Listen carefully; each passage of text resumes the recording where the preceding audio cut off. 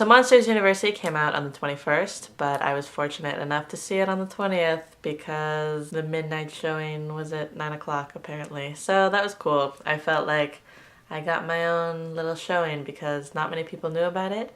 So I feel that I am rising above in life to the real film critic status. So first thing that I really liked about Monsters University was Mike Wazowski as a child. He was so cute. Him as a child was so adorable. In the theater, I was getting a little teary-eyed because I was so happy watching his character because he was so cute. So that was the first good thing about it. It definitely started off strong with the cute character. Second thing, just in general, was that there are lots of like little Easter eggs throughout the movie about college norms. Like they have the rubbing of the foot. If you know what college that is from, then good. It's actually probably a tradition in many colleges. But if you know one college that does that, then good for you. Then they also had like things like hazing, and then of course the whole fraternity, sorority, Greek life thing. And then a lot of the architecture in the movie. It's like a combination of multiple different schools, mostly Ivy League. But all of the buildings have their own little like monster twist on them. So that was really cool. So going into the movie, I was really excited to see certain things. And coming out of the movie, I was a little disappointed in some aspects. First thing is that, as a lot of people pointed out in one of the more recent previews, we got to see Randall, who's the main villain in Monsters, Inc. He was really funny because he was wearing glasses and he's Mike Wazowski's roommate. And he says something like, oh, we're going to be best friends. And then, of course, everyone who was a fan, they were really wondering how Randall would turn out to be the villain by the end of the movie. So I was a little disappointed at Randall because I thought he was going to be like a main player in the movie, but he actually kind of went to the side. He was more like a side character, and I feel like his turn to badness was not well explained. And I really wish that Randall had been given more time and more character development because that would have really put a new layer of depth to Monsters, Inc.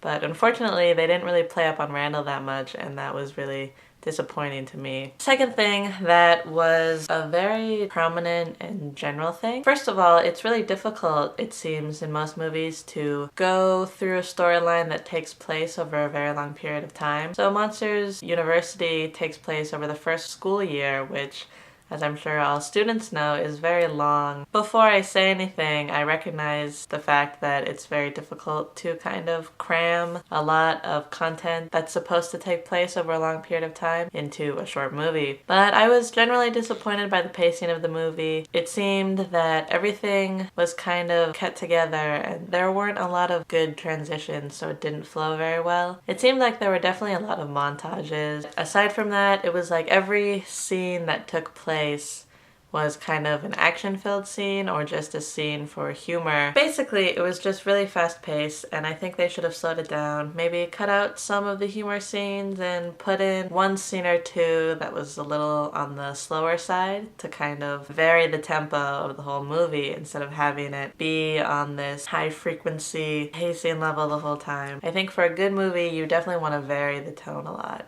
And even in the sentimental parts, coming towards the end, still like those scenes didn't last long enough to give me a nice kind of cool down time. The storytelling was a little rough, that's what I would say. So in conclusion, I would say Monsters University definitely isn't as good as Monsters, Inc. Mostly because of the fact that Monsters, Inc. when it came out was such a unique and imaginative idea. And also when it came out, Pixar was kind of groundbreaking these new fields like Sully with his fur, animating humans and things like that. So Monsters, Inc. really came out like at a good time, and it was, at that point, it was a really unique and interesting story. And this one, because it has the same characters, it just doesn't measure up as well. Especially because of the fact that when I looked at all the monsters in the college, I was never really shocked or impressed by any of the character designs. It seemed like a lot of the monsters were just kind of combinations of ball shapes. But even if Monsters University wasn't as good as Monsters, Inc., I still think you should go see it because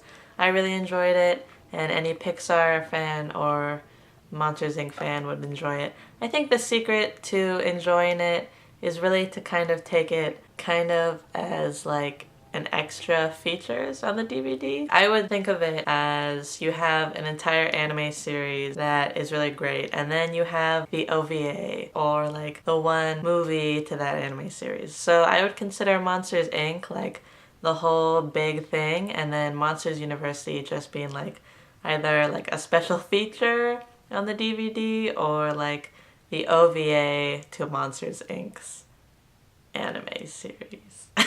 Which is a little mean because it belittles Monsters University, but what can I say? So I would recommend it for anyone who's in college, who's about to go to college, or anyone who hasn't been to college in a lot of years, because it could definitely bring back some good memories. One last thing that I will say about it is that I loved the ending. It just has a great message at the end that with hard work you can do a lot of things with that.